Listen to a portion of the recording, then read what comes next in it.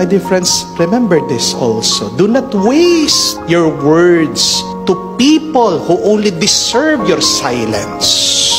Kung binabastos ka, hindi ka nire-respeto, hindi para sa kanila ang inyong mga salita. Do not waste your time with people who do not love you, do not like you, do not appreciate you. Go to those people who accept you. Hindi ka nga nila gusto eh.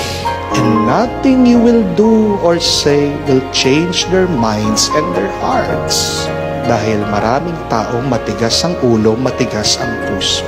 Sino makakapagbago sa kanila? Hindi ikaw. Ang Diyos lamang at sila. Pag ginusto na nilang baguhin ang sarili nila, thank the Lord. Pag binago sila ng Panginoon, praise God. But do not waste even 1 second trying to change these people. Just be silent.